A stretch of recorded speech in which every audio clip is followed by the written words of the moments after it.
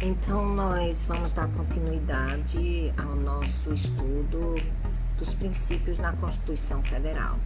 Então, no artigo 206 da Constituição Federal, nós temos que o ensino será ministrado com base nos seguintes princípios. A palavra ensino do caput do artigo 206 deve ser entendida como educação.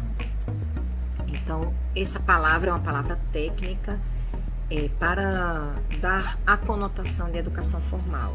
Portanto, não é o ensino na aferição da palavra como utilizamos em didática, processo ensino-aprendizagem, aquele onde o professor está acompanhando o aluno, desenvolvendo atividades com o aluno com o intuito de promover a aprendizagem. Não é bem isso. Essa palavra ensino está posicionada no caput do 206 para deixar claro que esses princípios são referentes à educação formal. Então, o inciso 1º traz que a educação deverá promover a igualdade de condições de acesso e permanência à escola. A primeira compreensão que precisamos ter é da palavra acesso. Acesso se refere à disponibilização de vagas. Então, é necessário que os sistemas de ensino disponibilizem vagas, tá? Então, vaga significa que tem que ter escola, significa que tem que ter estrutura física, predial e professores à disposição para que a matrícula possa ser feita na época da chamada pública para a matrícula. Então, a condição, a igualdade de condição de acesso, ela é dependente da disponibilidade de vagas. Então, o princípio que rege a educação formal é de que deve haver vaga para todos aqueles que busquem. Nesse tema da questão do acesso, é importante que a gente discuta a situação do princípio da reserva legal. A reserva legal no Brasil, recuperando situações históricas, promove a garantia de acesso à comunidade ou coletivo de pessoas portadores de deficiência, pessoa com deficiência, e também para questões decorrentes do resgate com a nossa população afrodescendente.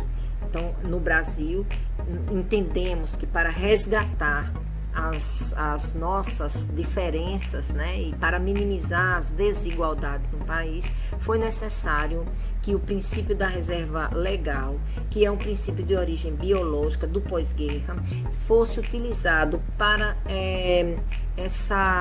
esse trabalho com o direito, a garantia à educação, promovendo o acesso a todos e garantindo a essa população, a esses coletivos, uma certa, vantagem.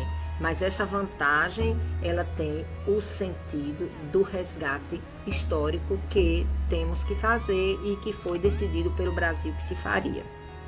Ok? Então, o inciso 2º da Constituição Federal, ainda falta a questão da permanência, o princípio esculpido, ainda no inciso 1º, na segunda parte, que se refere à igualdade de condições de permanência. Permanecer na escola é diferente de ter acesso. Quando você tem acesso, você consegue se matricular. A vaga está lá, tem professor e você fez a sua matrícula, você acedeu à escola.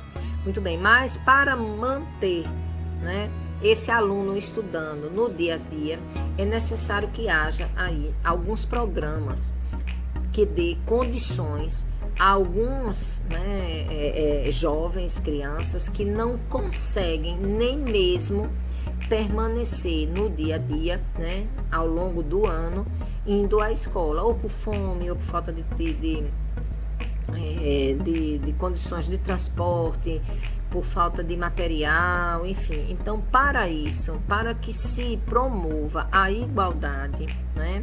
Que nesse caso desse inciso primeiro é uma igualdade relativa, tanto para acesso como para permanência, relativa no sentido de que é necessário tratar os desiguais desigualmente para a promoção da igualdade. Então, nós temos aí alguns programas, né? Programas de transporte escolar, programas de alimentação, programas de material didático, e tem outros programas que são próprios para que a gente dê um suporte às pessoas que têm dificuldade, que elas possam se manter estudando, né, ao longo do ano e não abandonem a escola. Pasmem, ainda abandono é uma questão muito forte no Brasil. Certo? Então, a evasão escolar ainda é muito forte no Brasil, é um problema que é sempre muito trabalhado, muito combatido, né? E que a gente precisa estar sempre atento a esse problema, ok? No inciso segundo, nós vamos ter outro princípio, que é o princípio da liberdade de aprender. Então, aí nesse princípio, se a gente elencar, a gente vai ter liberdade de aprender, liberdade de ensinar, liberdade de pesquisar, liberdade de divulgar o pensamento, liberdade de divulgar a arte, liberdade de divulgar o saber. Então, observem que essa liberdade foi aí sendo descrita, tá? Mas nós não podemos ver somente como esses elementos aí, tá? Como esses verbos de ação aí, tá? Então, essa liberdade é uma liberdade ampla. A escola deve privilegiar e deve incentivar essas liberdades. Duas dessas liberdades precisam ser discutidas com a gente, porque toca fortemente a atividade do professor. Número 1, liberdade de aprender. Liberdade de aprender. Se discute nessa liberdade de aprender, por exemplo, se o aluno, um exemplo, são vários temas que se discutem, mas é um exemplo para que vocês tenham entendimento. Se discute se um aluno que é de uma religião que não acredita nos símbolos pascais tradicionais da Igreja Católica, está obrigado a fazer aquela tarefinha de pintar o coelhinho, de pintar o ovinho de Páscoa, de pintar aquela cruz, né, da Semana Santa, enfim. Ele estaria obrigado, e a liberdade dele de não se envolver com símbolos que ele não acredita. Ele tem essa liberdade, tá certo? Então, essa é uma questão bastante discutida. Não há unanimidade, tá certo? Em reconhecer que a obrigatoriedade de fazer essa tarefa fere as liberdades de optar por não fazer. Então, não existe uma unanimidade no entendimento, é controverso, tá? E o que a gente vê é o seguinte: se a gente precisa ter como princípio do próprio ensino, né, da prática pedagógica, da própria educação, o respeito, o apreço, a tolerância, então essa liberdade, ela precisa ver com bastante olhos, né, de tolerância. Então, conjugar um princípio mais abaixo com esse princípio, tá certo? Das liberdades. Liberdade de ensinar. Gente, a liberdade de ensinar recai em reflexão do tipo: professor, o senhor é um professor tradicional e quer desenvolver o seu processo de ensino-aprendizagem pautado numa pedagogia tradicional. Mas a escola é uma escola que está baseada nas concepções progressivistas, mais Piaget, tá? O pessoal costuma falar aí na aprendizagem construtivista. O professor, ele está obrigado a seguir a proposta pedagógica da escola. Como educadora, eu lhe digo que sim, porque o professor, ele faz parte de um grupo, tá? Então, essa liberdade de ensinar é uma liberdade que ela está adstrita, ou seja, ela tem limite na proposta pedagógica da escola. Então, se você está na escola X e a proposta pedagógica daquela escola X é construtivista, você precisa se alinhar com essa liberdade. Então, a liberdade aí é muito mais para os estabelecimentos do que para o próprio professor. Mas há quem pense diferente, diz que a liberdade é do professor. Eu fico pensando, como seria um projeto pedagógico onde as ideias são paulo-freireanas e o professor é tecnicista na sala de aula? Será que esse projeto pedagógico da escola é posto em prática dessa forma? Então, o projeto pedagógico seria fictício, já que o professor não vai na linha do projeto pedagógico? Então, essas são reflexões que vocês vão ter que resolver durante a atividade docente de vocês, tá certo?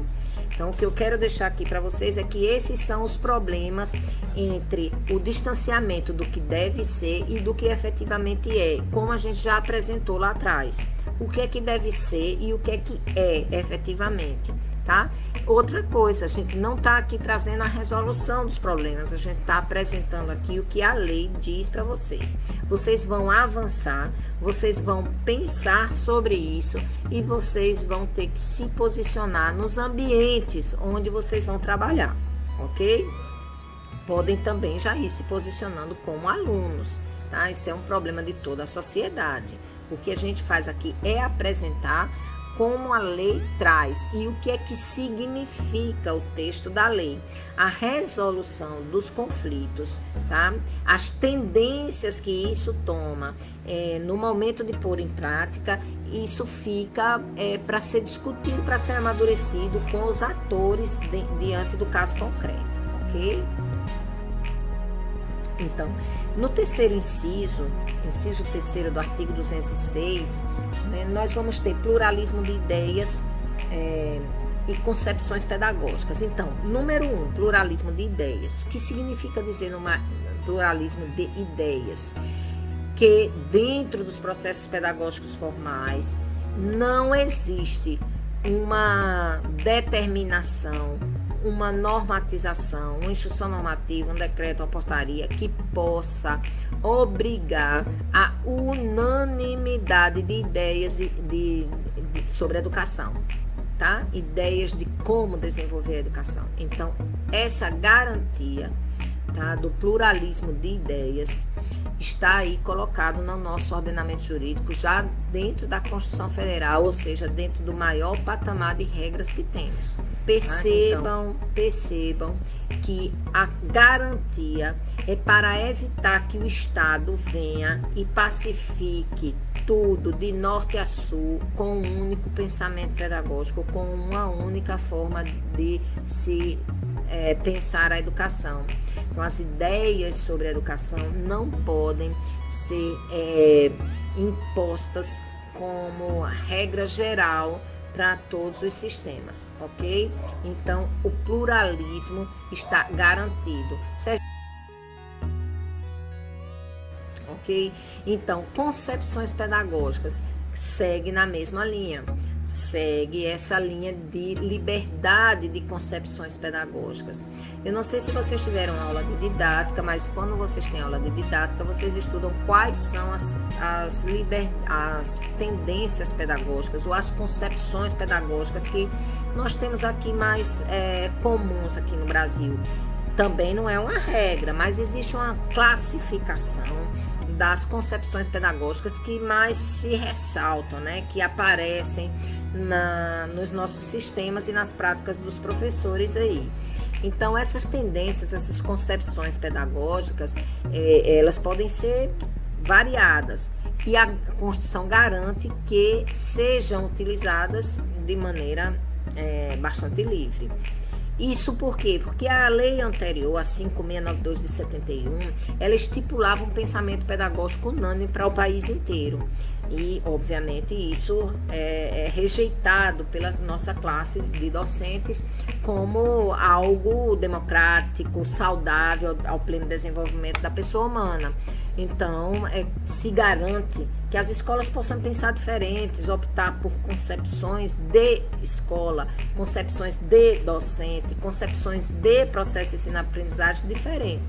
Tá? Então, essa liberdade mais do que uma resposta, uma rejeição ao modelo estabelecido na Lei 5692 de 1971, que ela seguia, né, uma pauta do antigo modelo que tínhamos como o regime militar, tá certo? Com o regime militar, tá? Então está garantido aí a pluralidade de concepções pedagógicas. Professor, eu ainda não sei o que é uma concepção pedagógica. Uma concepção pedagógica, geralmente, ela está baseada ou em princípios da psicologia, ou da sociologia, ou da filosofia. Então, pega-se uma linha de pensamento, tá? E por essa linha de pensamento se estrutura: papel da escola. 2, que tipo de homem queremos formar? 3, qual vai ser a postura docente dentro dessa ideia, dentro dessa escola? 4, qual é a centralidade ou a descentralidade do aluno?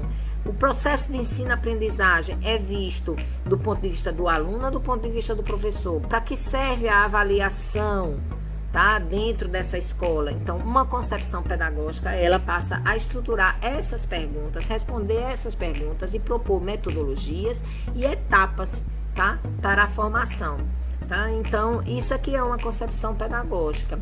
Se você tiver uma concepção pedagógica mais pautada na psicologia, aparece, por exemplo, o que a gente chama de construtivismo, que na verdade o nome do construtivismo é pedagogia progressivista. Tá? Então, essas pedagogias progressivistas, elas são baseadas mais na psicologia, tá? E outras são baseadas mais nas questões sociais, elas têm forte cunho social. Por exemplo, a pedagogia crítico-social dos conteúdos, onde o nosso expoente maior, né, o nosso teórico maior, é o professor Demerval Saviani, que eu já passei aqui um texto para vocês lerem, que é sobre a natureza e a especificidade da educação. Ok? No inciso terceiro, nós vamos ter o seguinte: na segunda parte do inciso terceiro, nós vamos ter a coexistência de instituições públicas e privadas.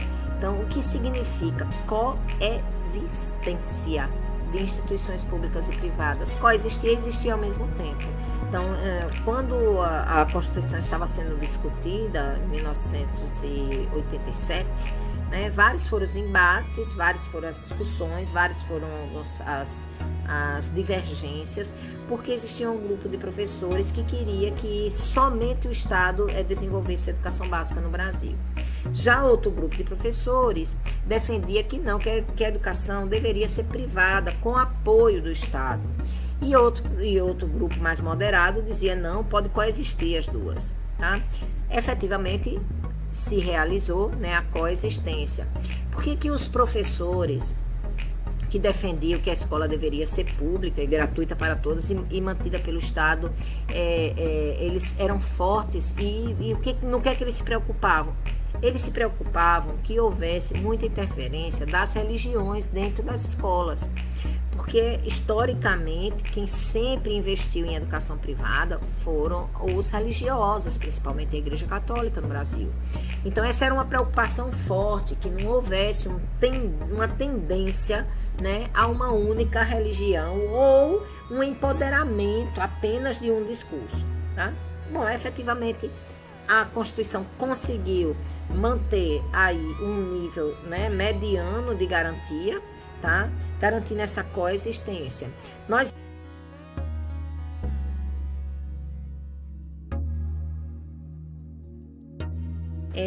Continuando, nós vamos ter o inciso 4º, a gratuidade do ensino público em estabelecimentos oficiais. Muito importante a gente escutar isso, em estabelecimentos oficiais. Então, o ensino público que seja gratuito, ele precisa estar totalmente regularizado. Não é possível uma escola pública que não esteja formalmente regularizada. E para isso, para verificar a regularidade das escolas, tá, em termos de projeto pedagógico, em termos de mão de obra, né, recursos humanos, que somos nós professores, garantia dessas vagas para a comunidade, né, de acordo com a comunidade, estão aí os conselhos escolares, tá certo? Aplicação de recursos, etc. Tá? Então, a gratuidade do ensino público em estabelecimentos oficiais. Um ensino público, uma escola pública, não pode cobrar. Sempre me vem essa pergunta da seguinte forma: e às vezes o diretor da escola pede um dinheirinho para completar a merenda. Não pode, não pode. ok? Então, cobrança de nenhum tipo de taxa, de nenhum tipo de colaboração é saudável dentro das escolas públicas. Não se deve pedir dinheiro, não se deve fazer esse tipo de vaquinha para resolver os problemas cotidianos da escola, tá certo? Então, é essa a principal aqui garantia, o principal princípio é esse, de que a população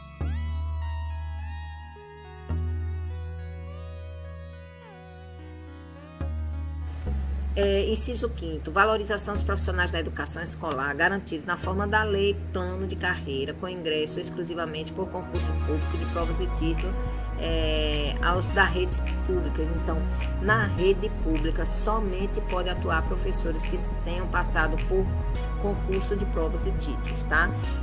Quero falar bem claramente, o inciso aqui não é ampliativo, ele é restrito. Restrito a quê? Que a valorização do magistério, nesse caso aqui, é a valorização de realmente contratado por via de concurso público.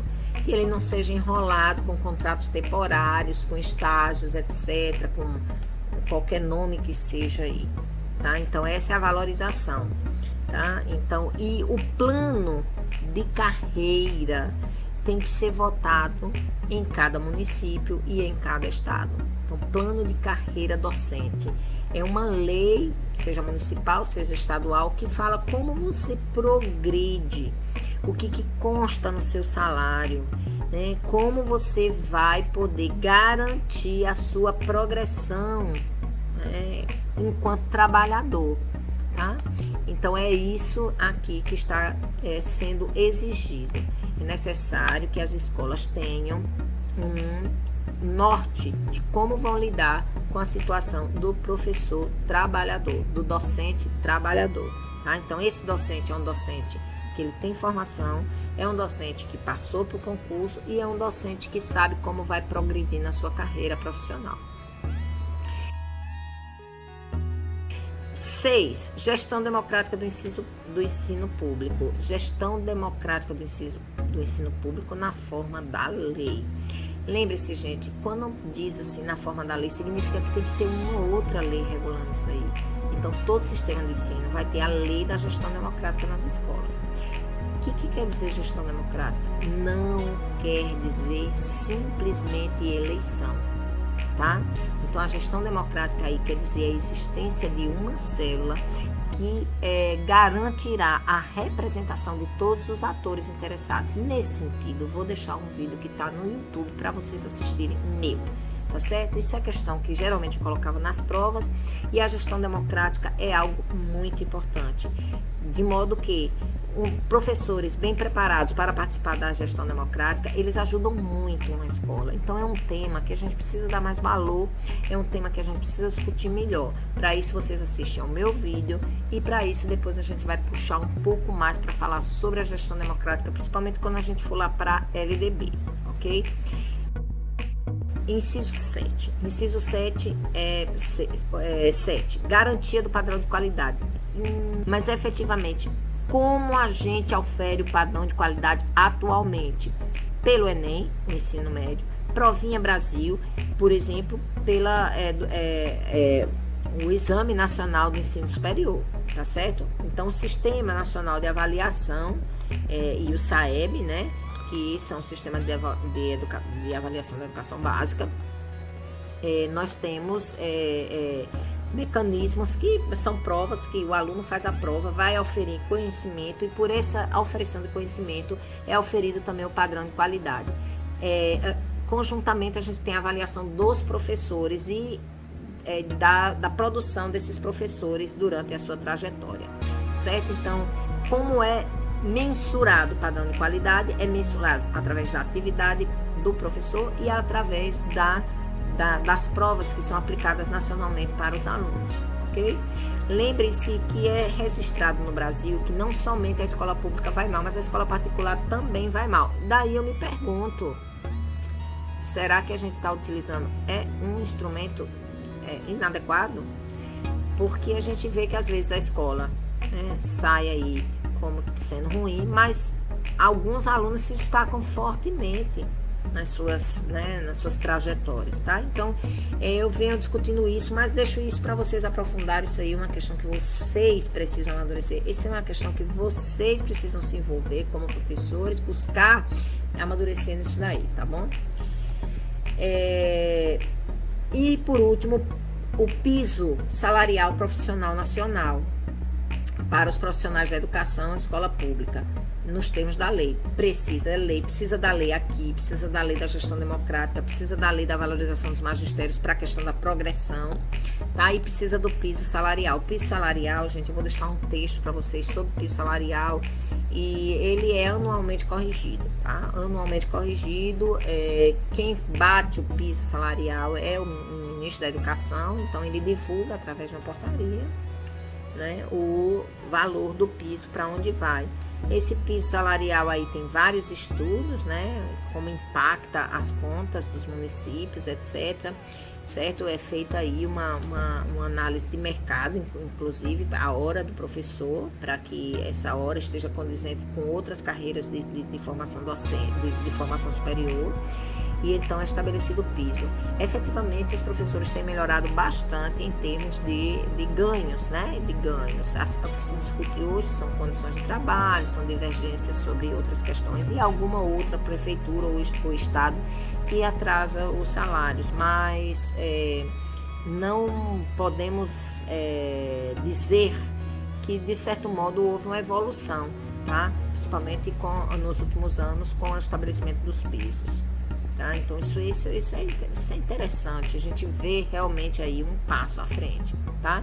Um passo à frente, uma categoria numerosa, né? Uma categoria bastante numerosa, vale a pena acompanhar, vale a pena você estar atento a isso aí, vale a pena você saber quanto está o piso atual, tá?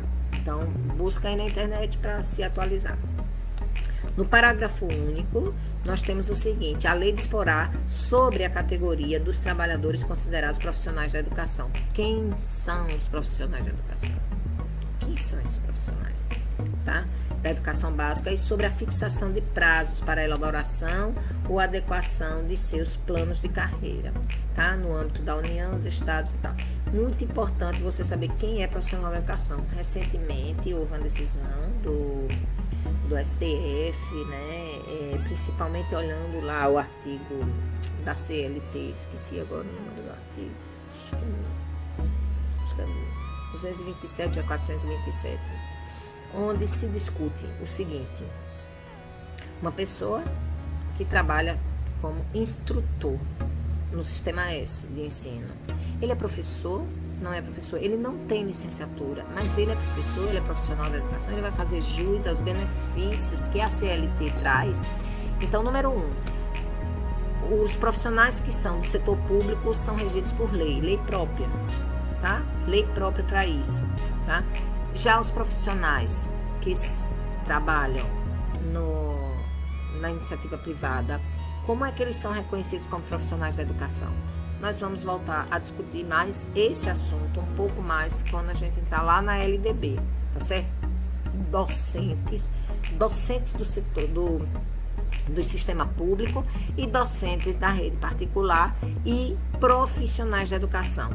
Pergunta, por exemplo, a supervisora da escola, ela é o quê? Tá?